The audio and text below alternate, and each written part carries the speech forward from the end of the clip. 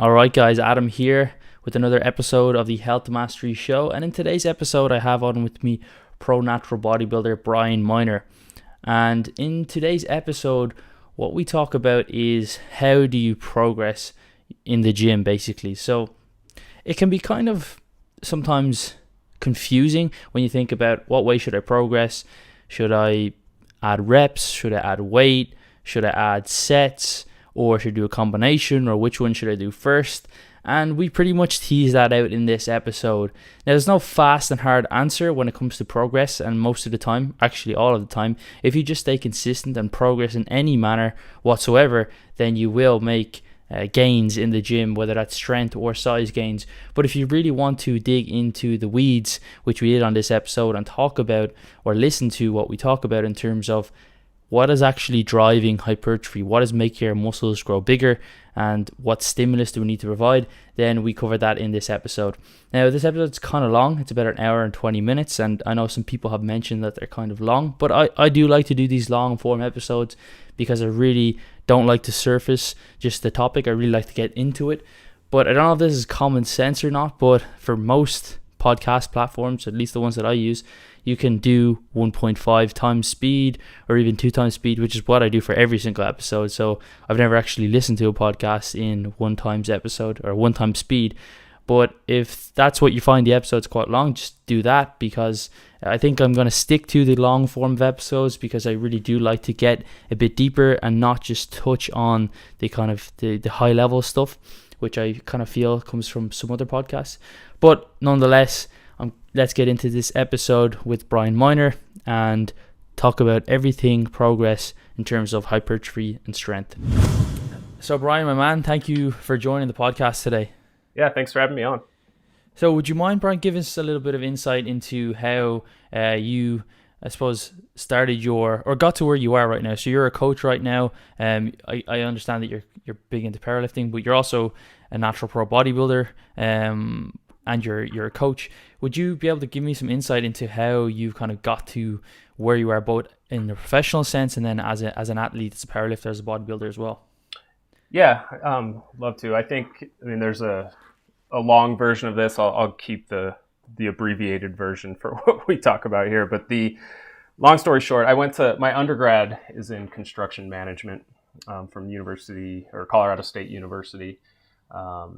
And I graduated with my undergrad in 2008, and right when the economy crashed, and ended up going back to grad school and getting my master's in health and exercise science. And from there, I worked as like a cardiovascular tech at a hospital before I went back to construction management for a few years while I built up my company. And at the time I didn't really have expectations to necessarily leave construction, because like I had a great job there. But it was, just the gradual increase in, clientele, and, the business just grew organically. And, fortunately, after a few years, I was able to branch off and do this full time. So it's been interesting because I started in one thing, went to another, went back to the first thing. And, it's been a very non-linear, or call it like an undulating career path. So in 2011, actually 2010, I did my first bodybuilding show. And I, like many people, didn't really know exactly what I was doing, or, was far from optimal. And then, came back in 2012, had a much better prep, actually got in contest shape.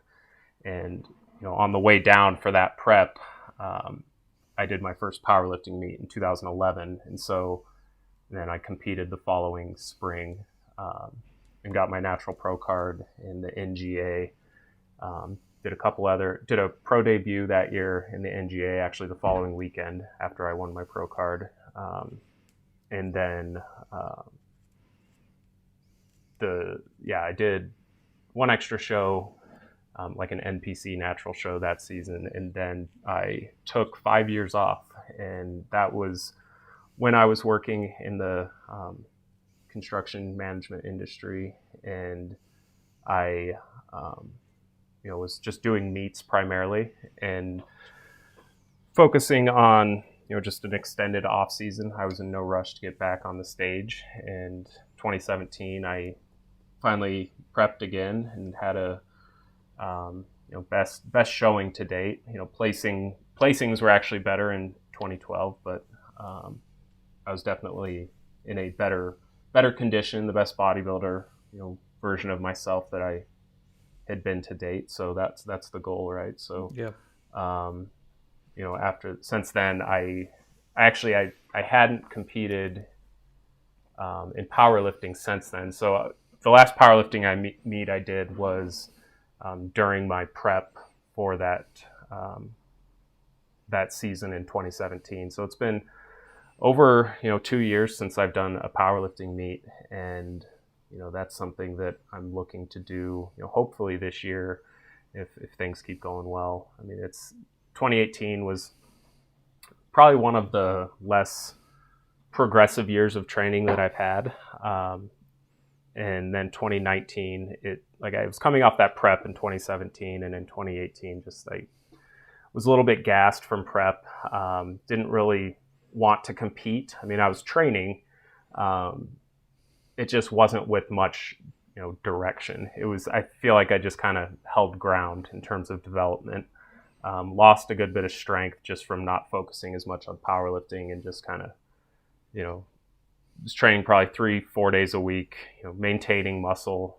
I was a new dad, so I, have a lot on my plate there. But this year things have, 2019 things started getting a little better, and this year things have been off to a great start on the training front. So, here we are. It's been a fun process.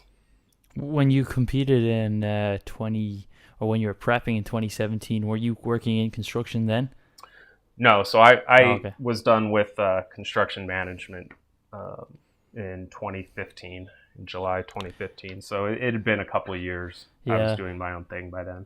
I was just thinking, a manual job like that and trying to prep just don't seem to go. Yeah, I mean it wasn't construction labor. It was more the project management side. Gotcha. And the all of the paper pushing that goes behind a large construction job. So it was fortunately it wasn't too labor intensive.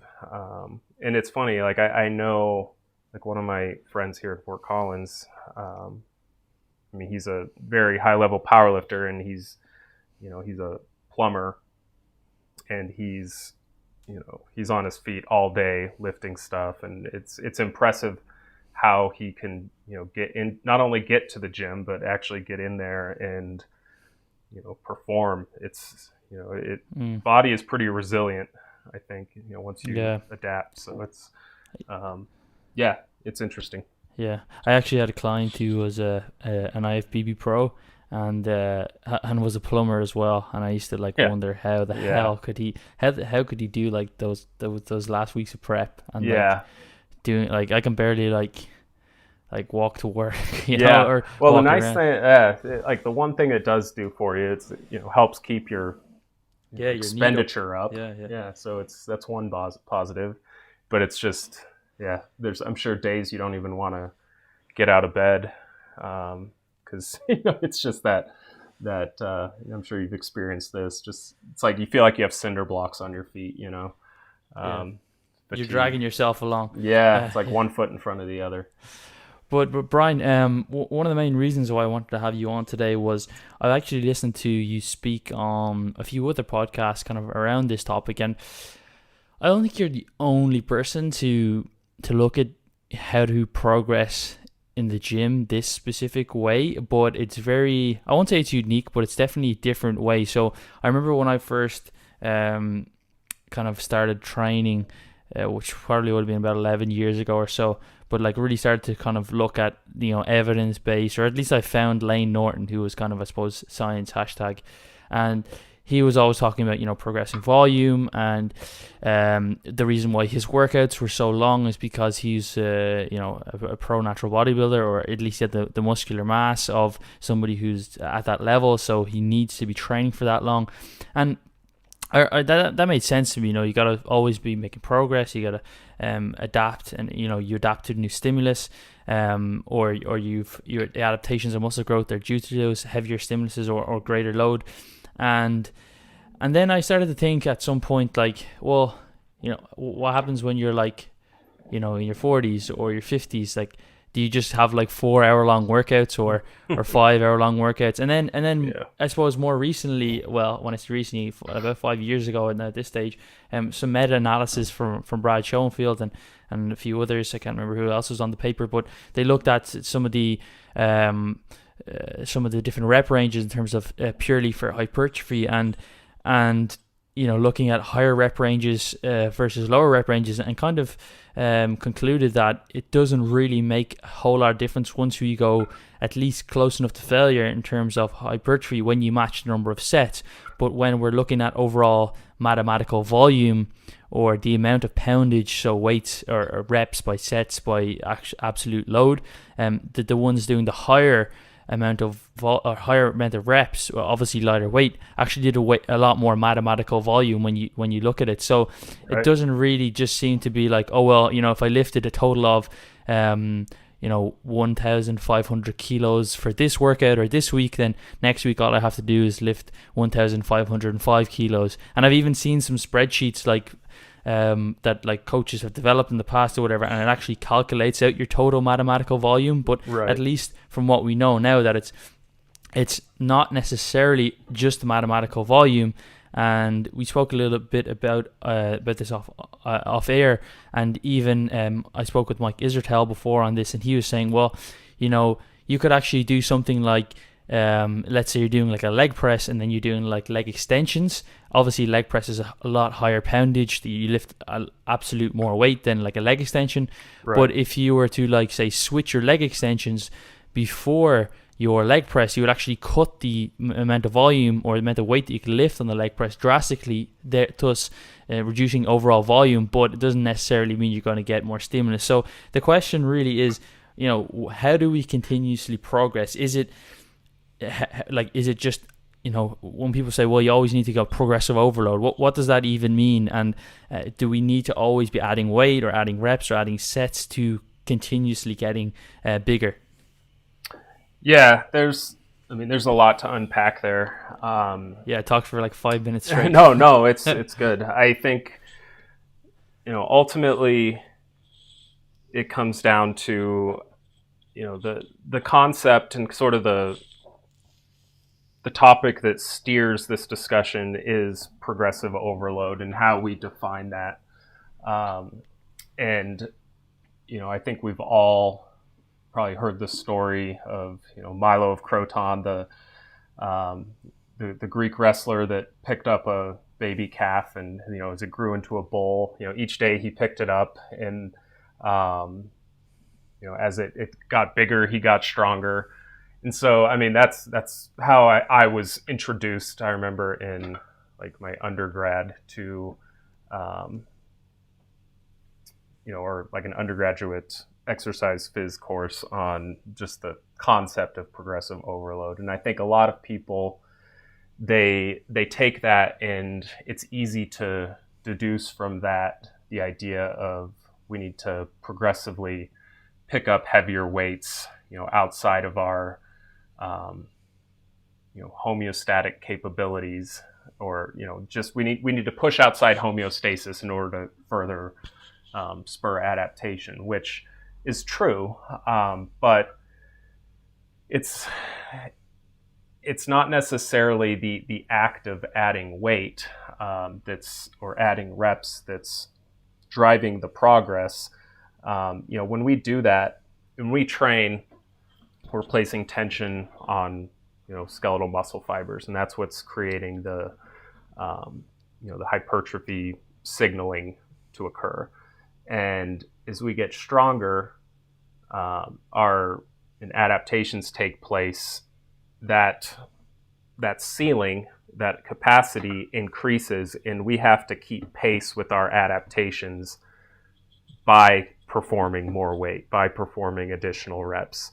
And so think of it as, there's this capacity to perform, and then there's this range below it, which is, an adaptive, everything from the adaptive threshold and above. Like anything that we, it's an amount of volume between your minimum effective and your maximum recoverable. And as long as we're in that range, we're placing that stress where we need to place it, and having, forward progress. And so it's not so much, it's both the fact that we're, yes, we do need to increase stress over time in order to continue progressing, but we need to do that in order to keep pace with our rate of adaptation, if that makes sense. So, when you mentioned, just gradually doing more and more, it's like tonnage, mathematical volume isn't really, that doesn't really speak to the amount of tension on the skeletal muscle level. Like when you look at, increasing motor unit recruitment, as we approach failure or with heavier loads, we need to have sets that are sufficiently difficult in order to have an adaptive effect from them. So basically, I think I might have mentioned this on a previous podcast, but the way that I look at it is you don't want to go so heavy that you don't have enough basically time under tension. So like one rep. So even there's a ton of tension there, but it's not perhaps enough time under tension. So maybe above that 5 rep range. But again, you don't want to have so light that you don't have enough magnitude of load. I think Eric Helms often talks about this in terms of kind of giving a good example is like we're always under tension in terms of gravity, right, but we're not huge. So obviously there's a point where the magnitude is just too light, and right. And if you look at like the size principle, and we recruit more muscle fiber, or increase motor unit recruitment based off of force demands. And so when you have a heavy load, we need to call into action more skeletal muscle to meet that force demand. And at the same time, as we fatigue, then we have to increase motor unit recruitment to kind of pick up the slack, and those lower threshold motor units start to fatigue, and we have to recruit higher threshold motor units to continue to meet that force demand. And so that's like one of the physiological sort of underpinnings of that concept is we are under tension with gravity, but it's all stuff that our low threshold fibers are able to, take care of and address. It's not, we don't really ever recruit high threshold stuff unless we are, taking a set closer to failure, or, a fatiguing set, or a heavy set, or like a, generating high amounts of power. And, like plyometrics will increase motor unit recruitment, but you're not placing a lot of tension on those high threshold fibers necessarily. It's just more that they need to be called into action to produce force at that rate. So all of that has, I think that explains some of why, there needs to be a certain amount of demand in place. It's because of the size principle. So essentially, you can't go into if you can curl or you can bench press like 100 kilos for 10 reps. If you go in and just do 30, or you do like 30 kilos or 40 kilos and just do 4 reps, like you're not going to be able to recruit all your muscle fibers, because the proximity to failure is not, Mm-hmm. it's just not close enough. Exactly. And it's like, you've probably heard the example of, like 3 sets of 10 with 100 kilos versus 10 sets of 3. Like mathematically, that's the same amount of volume, but the 10 sets of 3, you're probably not going to be, recruiting much high threshold motor units at all, because you're just so short of failure. And so that difficulty, whether it via fatigue and proximity to failure, or just via heavy loads to begin with, that difficulty in demand is required to have a significant hypertrophic stimulus from an exercise. Yeah, I guess you could compare it to, like, say, if you're like walking a 1 mile, like just walking a distance, and your goal was to get like as fast as humanly possible, like you're a sprinter. You could walk that 1 mile, or else you could do like 10 interval bursts of sprints and then slow down and stop, and it's the same distance, but Exactly. one's gonna have a higher impact on your overall your speed, even though you're both covering. So it's not just you gotta look at it as a multifaceted approach, with not just one parameter that affects it. And I think that's probably where people simplify too much, where it's just all that's important is mathematical volume. So if I just achieve that by any means, because then you could really take that at black and white and then say, well, what if I did 10 sets of 1 rep, but like extremely heavy, or else I just did did the same weight, or did very lightweight but did like 50 rep sets that are nowhere near failure. You could it's pretty easy. You just all you have to do is have some basic knowledge of maths to just make different equations to equal the same overall number. Well, and there's really, I mean, if you think about it, I guess critically, and you think, why would our body respond based off of mathematical volume? Like it's like a percentage, like 1 RM, programming with different percents 1 RM. It's not the percentage that's inherently causing the adaptation. It's the imposed stress that, comes with that percentage, the stress that imposes, on a biological system.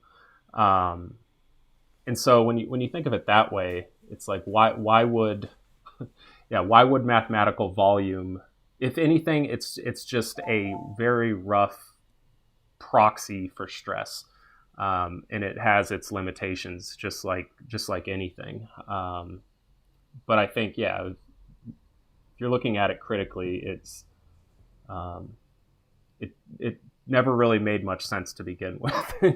But it does have some merit for, like, if you're looking at just overall total work, and you're comparing the same lift across a mesocycle, and you're not having these crazy fluctuations in where you're at in that spectrum. You're not comparing 3x10 or 10x3. I mean, you have just a regular, say you go from 10 reps down to 3x10, 3x8, 3x6. Say you have like a increasing, like a linear increase in load across the block.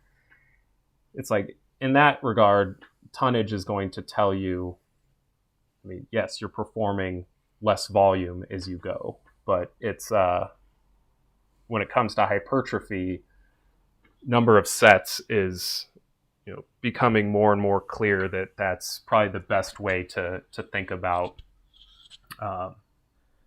volume quantification for hypertrophy specifically. Yeah, I guess it gives you kind of a quick snapshot of just the overall amount of work that you're doing, if you do want to kind of compare one mesocycle to another mesocycle. I suppose it wouldn't be dissimilar to like the very, very basic example I gave about the sprinting. Like if you were doing sprints every 30 seconds and you ran a mile, and then like in 6 months time you did the same sprints and you wanted to see how much extra work you're doing, and then you measure the distance and you're doing 2 miles, at least Yeah. you know that you're doing more work. But Yeah, it's exactly. not that useful, other to know that I'm actually doing more work. So Yeah. maybe it'll perhaps explain things like perhaps recovery or nutrition Hmm. or just the overall kind of fitness fatigue model.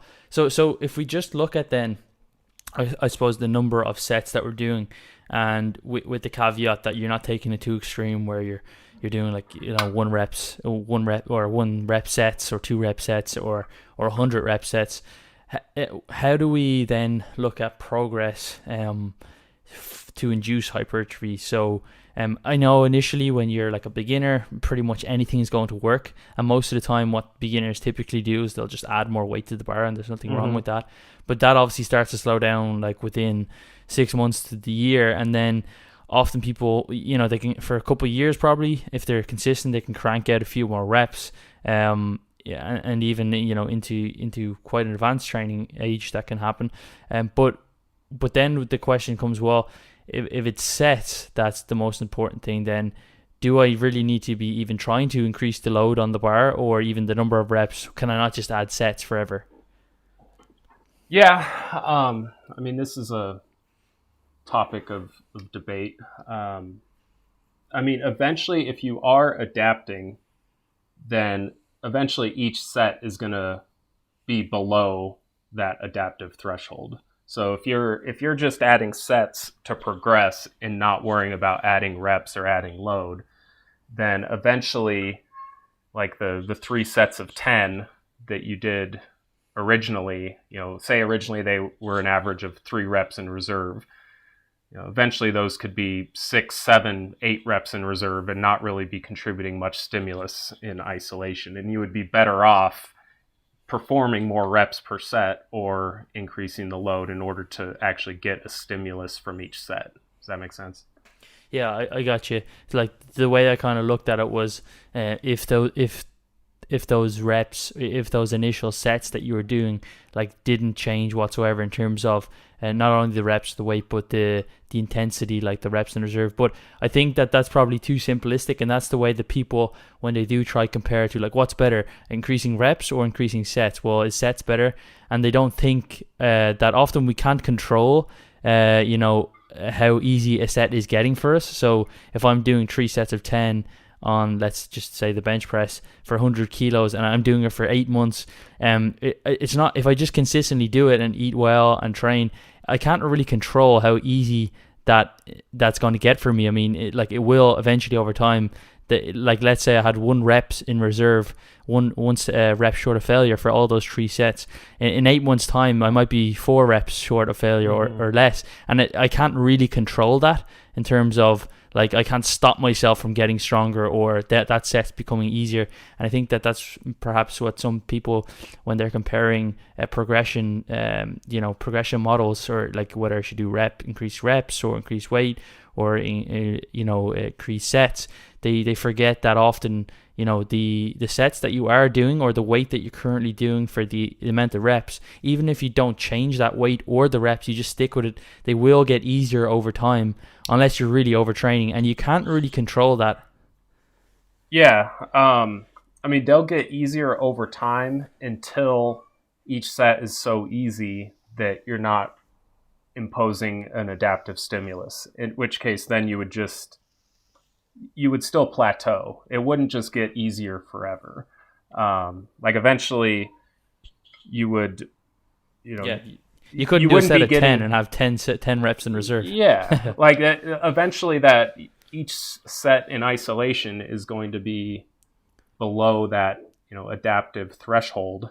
And you're not I mean, an additional rep in reserve in this case is a positive adaptation. Like Yep. that's the the tool you're using to assess that you're progressing. But um, if each set is below that threshold, you're not going to continue to see that. So within like the same number of sets over time, you know you would be increasing load if you're keeping reps the same, or Yep. ideally in practice it's like using a range and you know increasing reps, and using some type of a double progression strategy. I think that because you're not going to be able to add load every single week. Yeah.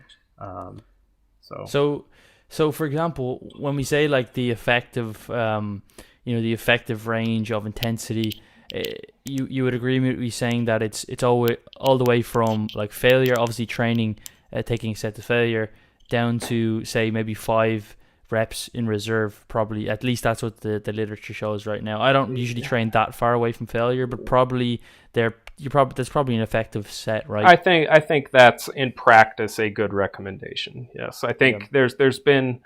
I don't think there's a hard cutoff where anything below 5 reps in reserve is not contributing any to growth. I don't think that's the case, but I think eventually that's the case. I don't know if it's at 5, but I think it's not like an on-off switch. It's a scaled, is each rep you perform, the stimulus per rep is increasing, and then it sees like a, once you're getting full motor unit recruitment, which for most muscle groups is 80 to 90% of 1 RM, or for most exercises. And granted, you have to then look at individual muscle groups within those exercises. But let's say, and I would have to look at this study again, but let's say like a squat at 80% 1 RM, every rep with 80% and on is, from the first rep on, is going to be recruiting all your motor units in, for that muscle. You may be able to perform, depending on the person, anywhere from 6 to 12 reps with 80% of your max. So you can still be getting full motor unit recruitment and be well shy of 5, or with much more than 5 reps in reserve, depending on the exercise and muscle group.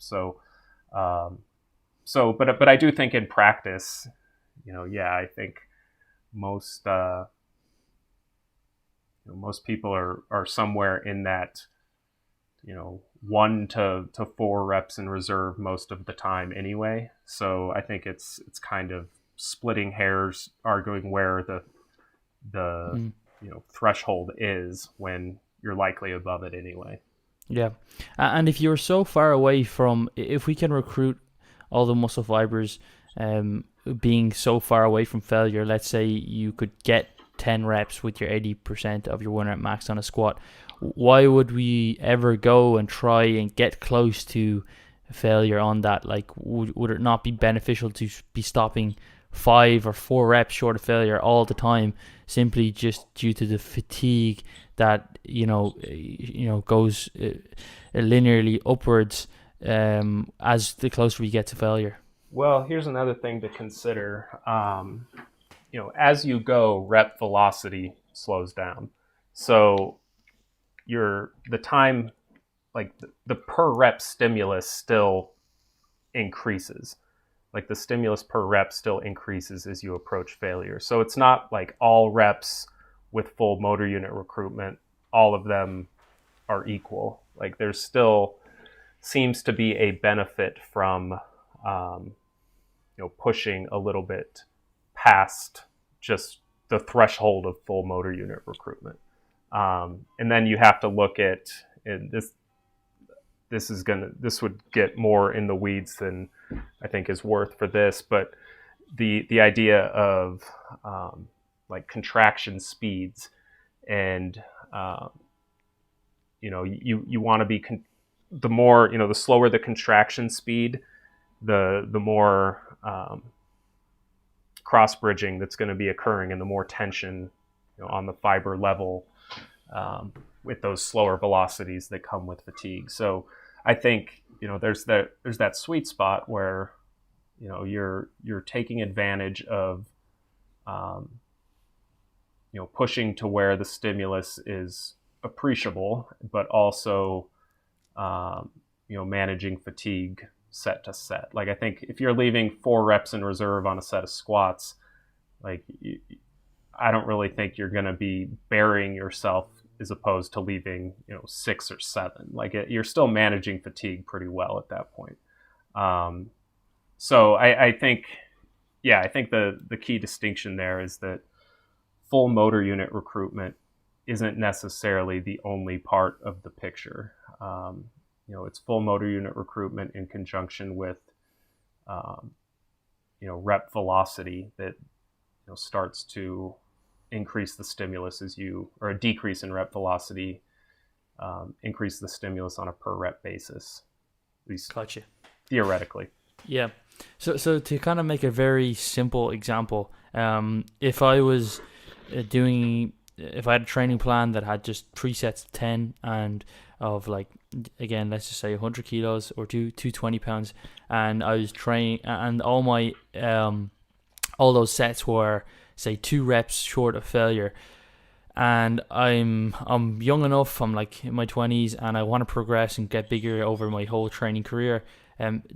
Do I need to increase how do I improve increase my volume or progress over time? Is it through weight, or is it through reps, or is it through sets? Do you think that it's better to try one form of progression first and exhaust that, and then look to another, or do you do all 3 in unison? I know that we mentioned, I said we talked a little bit about Mike Isertel. I know that the way he likes to do it is to pretty much push all 3 up in each mesocycle before kind of taking a deload and then repeating.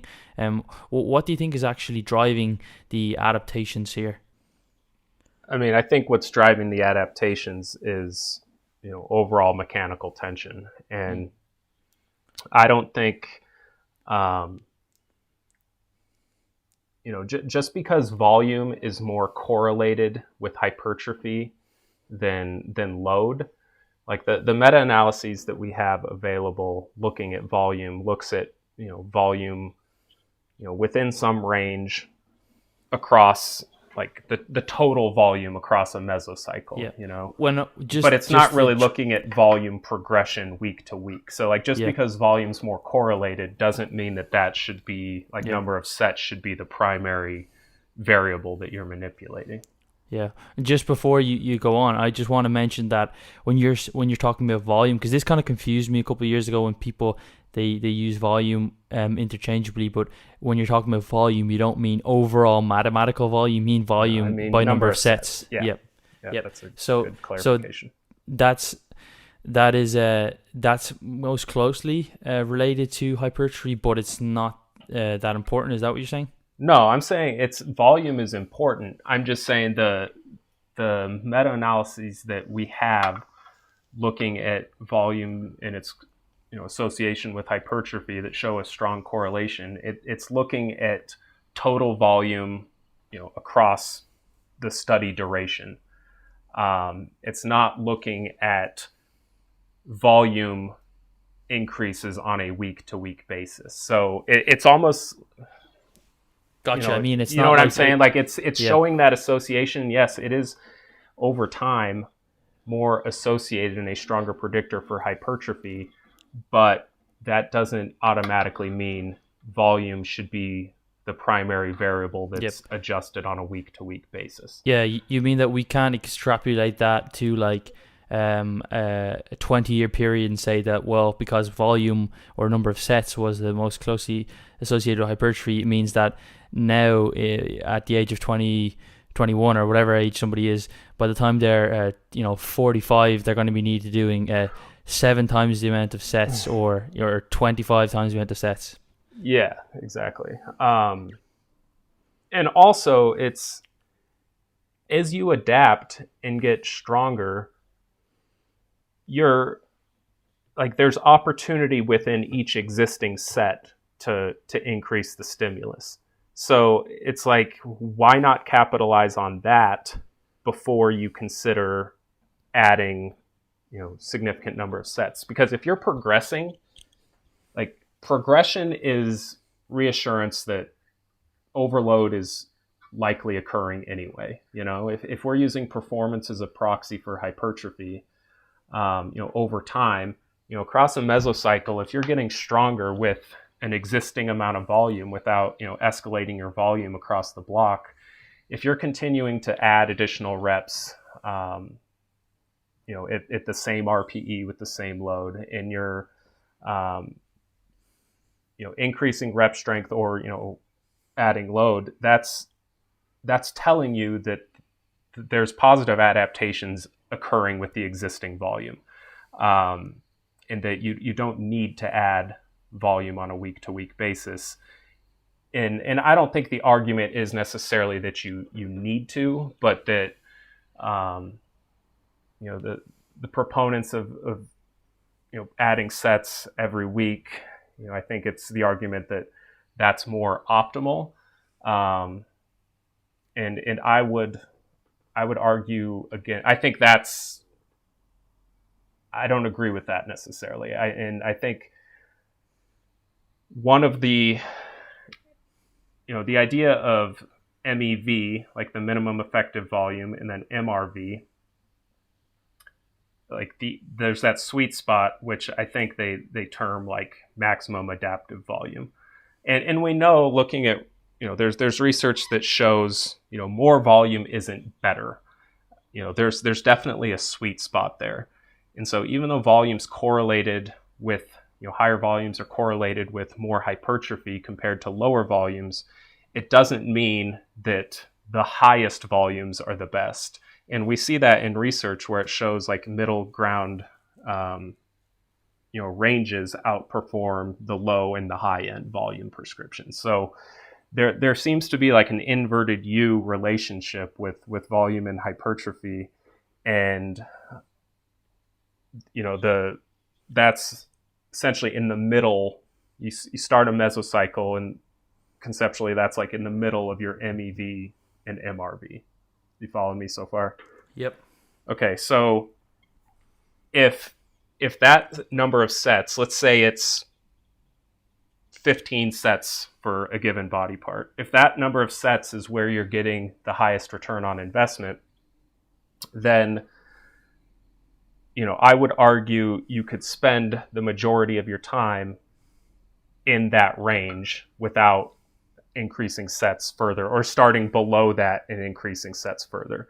Because going from MEV to MRV is sort of based off the assumption that MEV is increasing to a degree that necessitates the need for an additional set to maintain the optimal stimulus. Does that make sense?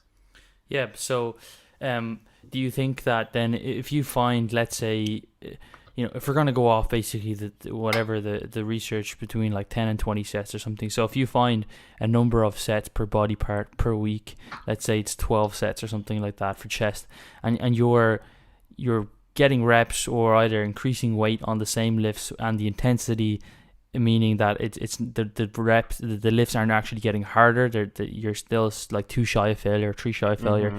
That you should just basically milk that for as long as you possibly can. I don't see why not. Because you're achieving an overload stimulus there. We know there's an inverted U relationship, and it's possible to do too much. And so if you're getting progress, then, say you're getting progress at the beginning of the mesocycle at MEV, if you're starting at MEV, there's no way to really guarantee that you're going to be getting progress at the end, at MRV. And that's the thing. Like, if you think of an inverted U relationship, like plotted on an XY axis, and MRV would be where it crosses back over the X axis on that right side. So, but we know that that's not where, looking at the curve by itself, if that's where it's crossing the X axis, then, like, by definition, you're recovering, but that's not what's optimal. Like, what's optimal is still to the left of that somewhere. And I believe that the only reason you would need to push up to MRV is based off the assumption that MEV would be increasing and shifting that optimal range significantly to the right as you progress across a block until it's so far to the right where it actually is at MRV. Yeah. And I'm not convinced that's the case. Yeah. So how would you even know that? Let's say, I guess, how do you even know or start to begin to question whether your effective your effective volume or the number of sets that you're doing is no longer effective because you've adapted to it, or you need to add in more sets? Does that mean that you've now either slowed down your ability to add weight to that lift or the number of reps, and will an additional set or two will that then kind of kickstart that again? Or is it getting or are you adding in more tension just through adding in more sets effectively? So you're basically saying, at what point do you know you've plateaued with the existing volume and you need to add more? Yep. So it's an impossible question to answer definitively. But I would say, the argument could be made, like if you start and say you add, this is just to illustrate this concept. Say you add 3 reps in week 1, 2 reps in week 2, 1 rep in week 3, and then in week 4 you don't add any. Is that because you're adapting, or your adaptation rate is slowing? Or could that also be simply due to the fact that residual fatigue is accumulating, masking your preparedness? And if it's fatigue related, then adding an additional set is probably the worst thing you could do, because that's like a large bolus of stress there. So there's no way to know that for sure. And I think at some point you have that exact that exact situation today. So like I'm towards the end of my current blocked mesocycle, and I doing 6 sets per exercise. I'm only doing like 2 per day. But I know that my weight, some of the reps on like my consistency of maintaining higher reps is dropping throughout the sets, and it's not, I don't think, well, maybe next week I'm going to add 7 sets. It's definitely the fatigue element of it, exactly. Because I'm not used to lifting so much. But so sorry, what were you going to say about then, if that's not the case, how would you then if it's not the case, like if it's, there's no way to know. I guess if you feel really fresh in that 4th week and you're like, I feel fully recovered and my performance is tanking, I suppose that could be an indication. But I don't really see that, as a coach, I don't really see that play out like that in reality or in practice, especially for myself. Like if I see, like you said, if I see performance or rep progression trending down across a block, usually as soon as I deload and I see an increase the following week, I know then that it was, fatigue related. And I guess that's a good way to go about it. It's like, if you run into that situation, try taking a deload. And if you're, 1 to 2 weeks after that, your performance isn't, back to, if you're not progressing again, then, it could be a sign that you need more volume. But if you deload and all of a sudden the next week, say you run a deload and then you have like the first week of the next block or an intro week or whatever, and all of a sudden you add, 2 reps to, where you had 0 the past week, then that's probably a good indication it was fatigue related. So if it's not fatigue related, say if somebody's doing like quite low volume, like they're only doing 10 sets or 8 sets per week for a muscle group, it would be hard to speculate that they're like fatigued, or it's residual fatigue. So if they were plateauing at that stage, would the addition of an extra set actually then increase performance once again? Is it that extra amount of volume that kind of, like I said, kickstarts? I know that's kind of not necessarily the correct term, but kickstarts progress again. Yeah, it's an additional stimulus, added to the equation, which, you could be below your adaptive threshold, and adding that additional set could push you into that, adaptive range. And I think that's a big key here is, there is a range for adaptation. And this is something I listened to a podcast, the Stronger by Science podcast with Greg Nuckols and Eric Trexler the other day. And one of my buddies had messaged me and said, one of the people had wrote in and asked a question about like their thoughts on how I approached progressive overload. And for I want to make it clear too, like Greg pointed out a good point, and I'm glad he did. Like I think people, this isn't my original idea, the fact that progress is an adaptive outcome rather than like the requirement. And it in a sense, it's a little bit of both, but it's not the, beat the logbook or don't progress mentality that a lot of people have. But, this is something, Greg had mentioned he had discussed in the past. And so I didn't want people to think this is something I created. It's more just an observation that, I've made over time, and, things that I've picked up on over time looking at it myself. And I think a number of other people have as well. But one thing that he had mentioned that I really liked his take on it was, he had said he doesn't really like the term progressive overload, but more the term, subadaptive, adaptive, and maladaptive stimulus. And so, and there's, a range for all of those, or, there's thresholds for all of those where, you could be underperforming below MEV and have it be, a subadaptive stimulus, but then, an adaptive stimulus, there's a range there. And that's what's kind of, the sheer existence of, MEV to MRV at any given point of time, knowing there is a range there. I mean, that the acknowledgement of those two thresholds or landmarks, tells us that, at least to me, indirectly hints that there's not like this finite window that needs to be maintained across the mesocycle. Like the optimal isn't this small range that increases towards MRV across the block. It's, any given point of time. Like I think you could have a block that potentially goes in reverse order, where say you start, say you have an intro week and you work your way up to, or actually let's say you have a block where, say it's 6 weeks long, and the first 2 weeks you work up to, the top of which you believe is your optimal volume range.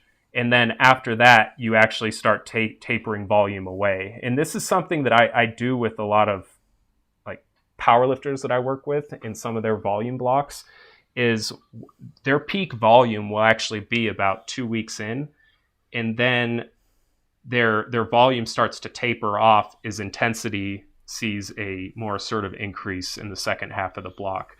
But just because volume's tapering off and say, the total tension per set, or we'll say the overall hypertrophy stimulus may be going down across the set, it's still conceptually above MEV, and they're still making progress, even though they're doing less, on a week-to-week basis in the second half of the block.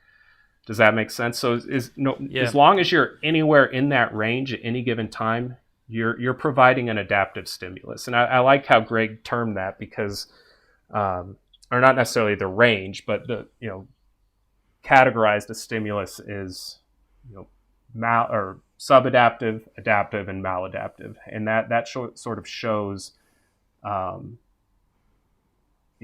there's a spectrum, and progressive overload is simply the adaptive part of that.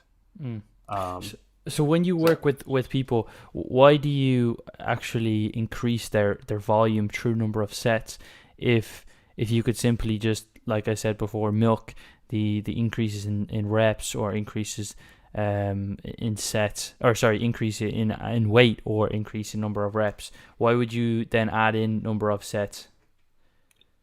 Honestly, I don't really use that very often, unless I'm going from, well, first off, like the MAV, or we'll say just the optimal range of volume. Yep. Like that is influenced by a lot more than what you did the previous week, or the previous microcycle. I mean, that has significant, and I would say, stronger, it's more strongly influenced by acute variables like sleep, nutrition,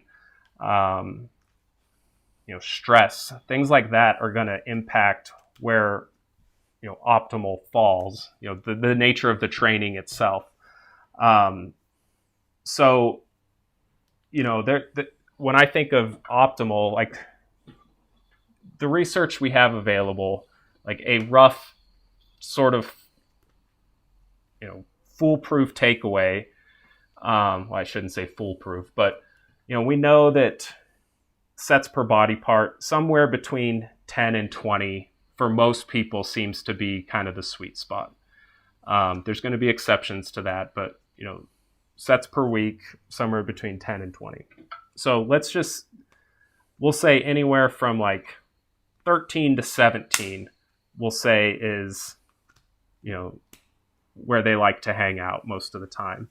I may have somebody like run a 2-week like ramp up phase to what I would consider, or I hypothesize is their optimal amount. And then I might just keep it there until we deload. And so when I'm increasing volume across like when I do increase volume in a block, it's usually on my way up to what I suspect is their MAV or their optimal amount, rather than going from, going past that or going all the way to MRV, because I don't think there's much benefit in this is my opinion, of course, and I have a tremendous amount of respect for Mike and the information that he's brought forward, but that is one thing I question is the benefit of pushing all the way up to MRV, rather than staying a little bit more in the middle. And I think a lot of it boils down to, how quickly does that adaptive threshold or MEV progress across a block. And in those cases, I think you have to turn to performance and use that as a diagnostic tool to assess if you're achieving an overload stimulus or not. Yep. And eventually you have to just kind of, like, one thing I've noticed working with people is, and I'm sure hundreds of coaches have noticed this, is number of sets, like it increases a little across a training career, but I mean, I know personally, like I would consider myself at this point like an advanced trainee, and there were times in my early career where I was doing more volume than I'm doing now, but I'm still making progress now. So it's not like the idea that training stress needs to or volume needs to increase over time. I don't really like that statement because one, it depends how you're quantifying volume, but even if it's number of sets, I don't think that's to the degree that most people think. And when it's easy to expect that to be an astronomical number when you are looking at models that are progressing it on a week-to-week basis. Now, deloading is the way around a lot of this, because once you deload, you're then able to, I know like Dr. Mike's model, it's not like he picks up where he left off and then continues to ramp it back up. It's like you cycle the volume, and you start back at your MEV the next block. So that's my interpretation and understanding of it. So, Yeah. and that makes sense. Like, there's no reason to expect, like, you have to manage the fatigue aspect of it as well. And by, periodizing your training, or just, implementing some form of fatigue management, that's going to work around a lot of the idea of needing to continuously add volume over time. And in the end, I think a lot of people just forget to look at their existing training and see if it's working. And Yeah. if it's working, it's like, do you really need to increase volume? Probably not. Yeah. Yeah, So I go ahead. guess it's kind of like when you talked about the MEV to maximum, or sorry, the maximum adaptive volume, or that's like the term used, or the optimal volume, and then trying to push that up towards your maximum recoverable volume. It's kind of like saying, well, once you go over 60 miles an hour, you're not going to get any additional benefit, but you, for some reason, just decide to put your foot onto the gas and just burn yourself out. You might get some additional benefit, but you're definitely going to get a whole lot more fatigue or burnout, and that's Yeah.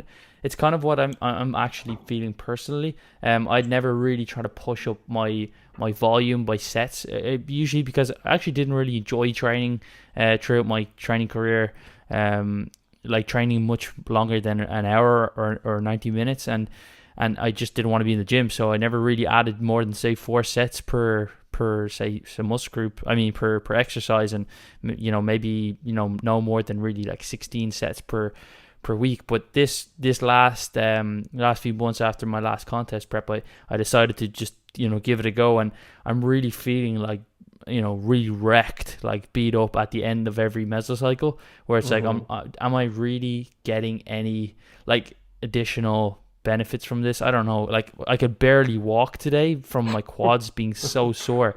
Yeah. Like, just from I think I did like 6 sets of squats followed by 6 sets of hack squats on one day. I'm like, oh, I can't walk. Yeah. It's like, is this really necessary? And then when I think about it from a very anecdotal point of view, like the last time I competed was 2016, and then and then had a 3-year break, and then competed in 2019, and I was lighter in 2019, but that's because I got leaner. But also, when I think about my training over that 3-year period, I didn't get stronger in any lifts. Now, granted, I wasn't really trying to get stronger in most lifts, but even within the higher rep ranges, I didn't really necessarily get that much stronger in anything, if at all. I didn't add any extra volume, but I definitely had more muscle. And then if I even kind of look at that from a larger time frame, my coach Jeff Albert, he's been on the podcast before.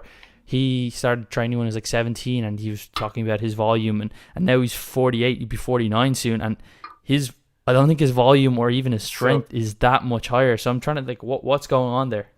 Well, I think Jeff is a great example of somebody who has gone from a novice to an elite level bodybuilder, and you don't see, and he's still progressing, and he's not handling.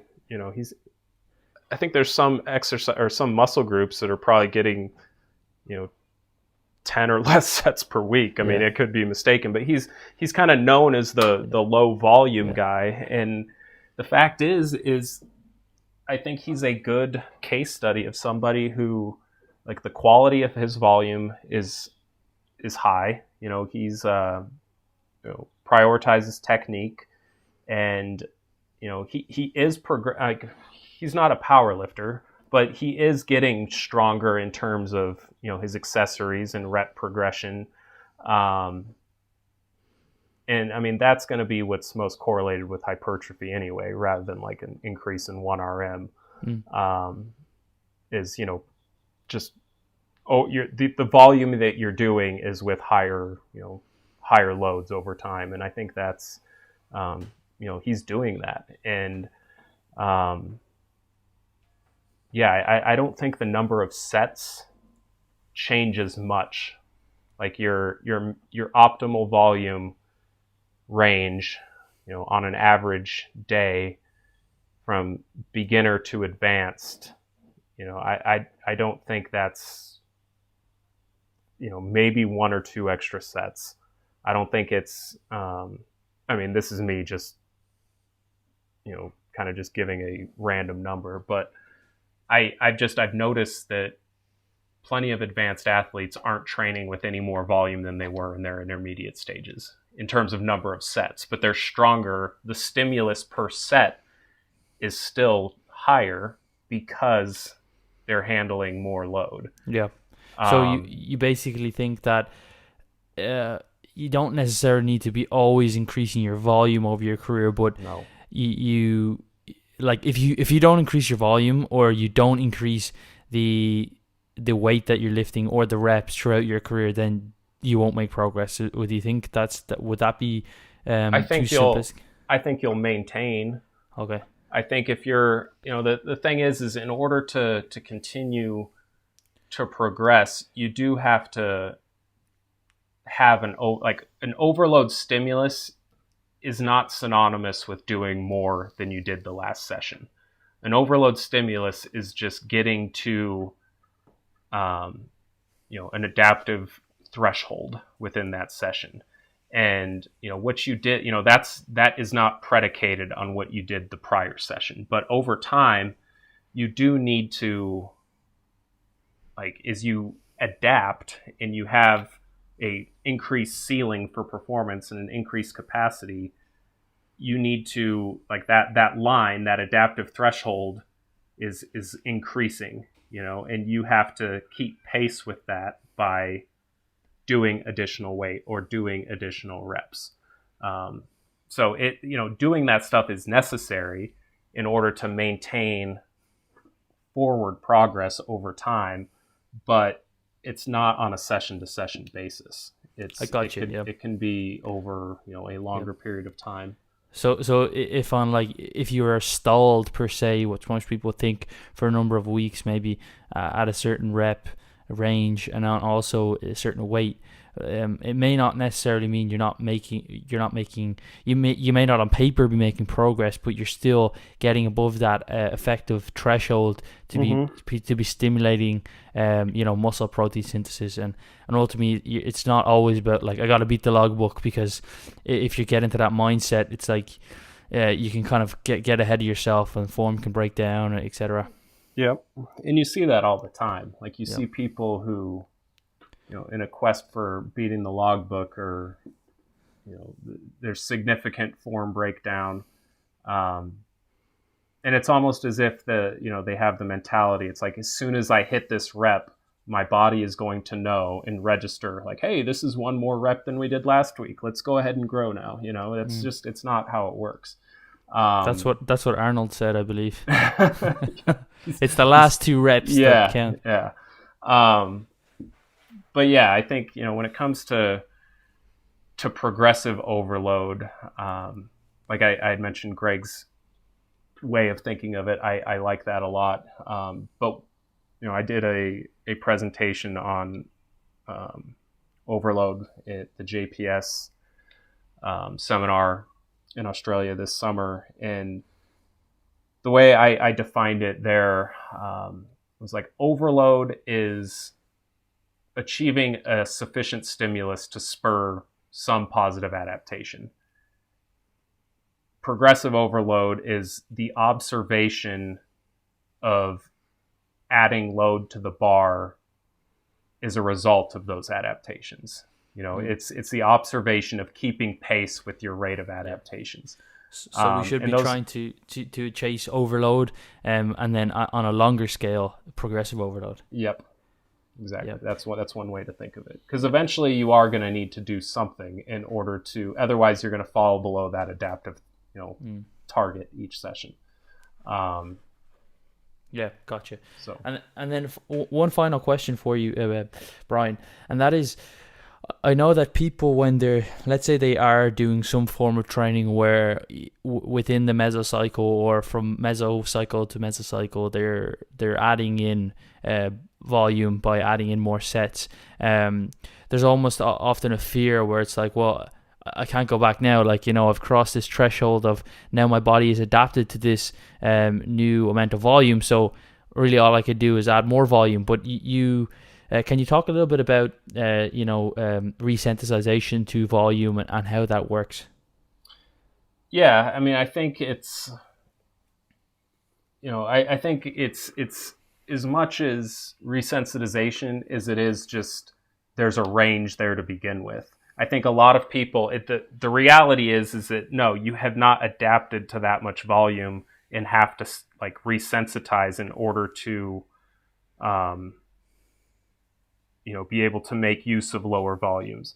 My argument, since that would be the case if MEV was pushing the curve to the right throughout the block.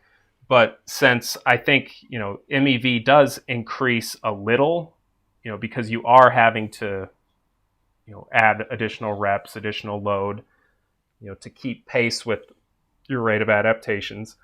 So since MEV is still likely behind what you're doing, I think it's just an irrational fear that people have more than anything. And I think when it comes to resensitization, it's more, just deloading, dropping residual fatigue, and having a greater preparedness and ability to, achieve an overload stimulus with, lower amounts of volume. But in reality, I think it's probably a little bit of a combination of both. Like, I think once you bring volume down, there probably is some, resensitization in terms of, anabolic pathways to a given, a lower given amount of volume. But I think my primary argument is that you would be misled if you thought that, there's no going back once you've achieved this amount, once you've performed this amount of volume, you can't go back. And like the same concept, you see this in contest prep too, where someone is like, I want to save the cardio until I need it, or like, I don't want to cut calories too soon because then when I plateau, I won't have anywhere to go. And it's like, well, you would have ended up in this position no matter what. There are some adaptive there's certainly, metabolic adaptation is a real thing, but there's still a range there of effective intakes and effective amounts of, cardio that you can do. It's not like once you start doing half an hour of cardio a day, you can no longer lose fat by doing anything less than that. It could just be that the deficit is now a little bit smaller, or maybe I need to eat a little bit less if I'm going to scale back. It's just managing the energy balance from different sides of the equation, or through activity or diet. So so it's somewhat of a related variable, but to your point, go ahead. Yeah, so does your adaptive volume, or at least that range of adaptive volume, does that not increase then as you increase that volume? So the lower end of that will actually be pushed to the right or pushed upwards per se, so that now that if you've lowered your volume, you may not necessarily be able to lower it as low as it was before. That's the kind of that's the kind of critical thinking part of it. Yeah, well, I guess that's what I'm saying is it, you couldn't go back to what you started the block with in terms of sets and reps and expect the same amount of progress from that. But that's because your adaptations would be allowing you to do, this is hard more to explain reps and verbally. Sets or more weight. So like your existing sets, you would be underperforming below your capacity, below that threshold. But I don't think, I think there's no going back now once I add a set. I mean, no, there is. You can go back probably at any point you like, to a reasonable degree. And I guess like the question becomes, what, physiologically, what would have to be occurring for you to need to increase, like, what is causing MEV to have to increase that much to justify needing additional sets to maintain, that adaptive threshold? And, the answer to that when it comes to hypertrophy is either, there needs to be a much lower synthetic response to the same amount of volume, or like breakdown increases significantly. And it's likely on the synthetic side, and I'm not sure there's really any, to my knowledge, I haven't seen anything to indicate that it occurs on that time scale. Like anabolic sensitivity changes on a week-to-week basis based off of, changes in volume. Yeah. And to my knowledge, there's also been no research that's compared like a fixed number of, going from 10 to 20 sets across a block versus 15 across the entire block. You know what I mean? Like that compares the block average versus working up. Yeah. I don't believe there's a study that shows that. And I think if there was, the differences would be so minute that you wouldn't even notice it. Yeah. And I think, so it's almost like when you reduce your sets again, let's say if you're doing a ton of sets and then you reduce them back, and you've come across this like 8-week block or a couple of blocks of training, that even if you do go back to what you were doing in terms of the number of sets, you're now going to be lifting more weight at that number of sets or doing more reps for the same weight. So the stimulus is now higher than it was 8 to 6 weeks ago or whatever. Exactly. Yeah. And one thing you had mentioned, and this is largely theoretical. I don't know if this is the case, but something interesting. So you had said you think the results would be negligible, and you may be right. But if like what I'm saying, MEV doesn't increase to a significant degree, let's say your maximum adaptive volume hangs out within like the same realm across the entire mesocycle. If that's the case, the group that would be adding sets each week would be spending, only, a couple weeks of the block in that maximum adaptive range, whereas the other, like both sides, they would either, first half of the block be under stimulating below their optimal amount, and then the second half of the last third of the block, they may be doing more than what's optimal. So it's, in theory, if that's true, it's possible the group that's doing 15 sets all the way through could be getting better progress. Does that make sense? Yeah, it does, and it kind of makes me question whether it's even a good idea to start people at a maximum or a minimum amount of volume, or just kind of throw them in the mid range and see how they fare. The other thing is, I think finding these numbers is somewhat impractical because, in my opinion, if you're making progress and you're staying healthy, then like that, I wouldn't really increase, especially as an advanced athlete. It's like progress is, how fast can you really expect progress to come anyway, So it's, as an advanced athlete, if you're making progress and you're, adding reps here or there, then and you're staying healthy, that's a pretty damn good place to hang out,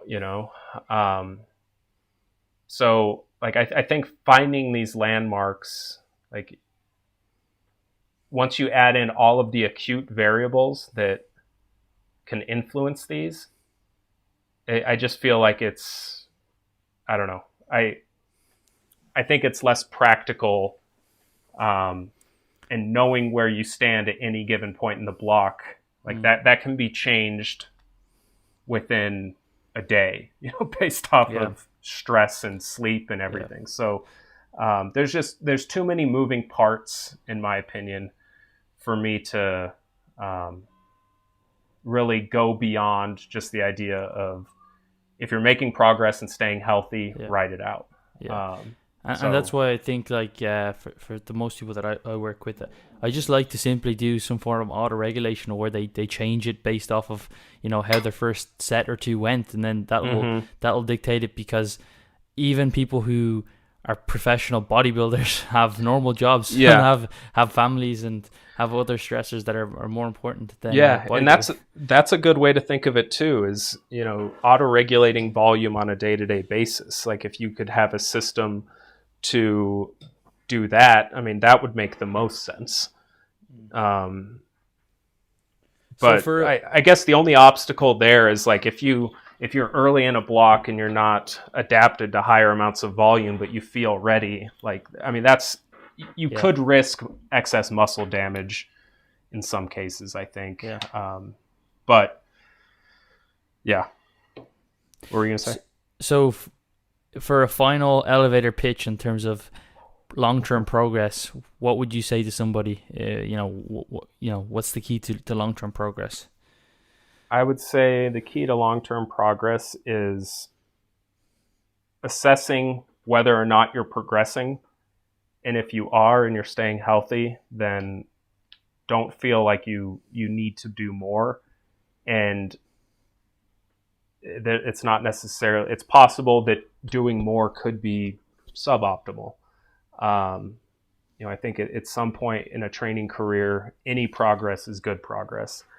And I think, chasing the logbook is, success and overload is not predicated on doing more than what you did the prior session, but more so doing more over time as adaptations occur. Very nicely put. Thank you, Brian, for coming on. Where can we find more about you and your work? You can find me on Instagram at bdminer, and then myojournal.com is my website, and you can read some of the articles I've written there, as well as the information on coaching. And then I also am fortunate enough to work with JPS Health and Fitness in Melbourne, Australia, and they have an online trainer and coach mentorship program. And it's myself, some James Krieger, actually Dr. Mike, they're some of the other contributors to that. Jacob Skepis, Lyndon Purcell, off the top of my head, but it's a great, if you're a coach or trainer that's wanting to, further their education, in multiple areas, both in terms of nutrition, program design, and the business side of things, it's a great resource as well. So. Awesome, man. Well, once again, thank you so much for coming on. Yeah, thanks a lot, man.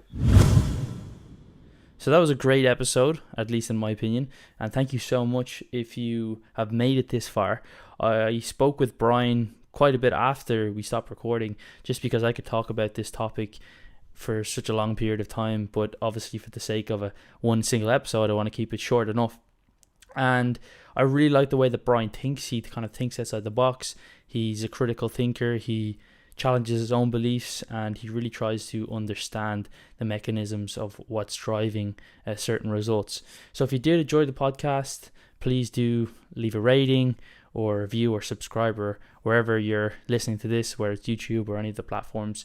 Please do that, because it does help.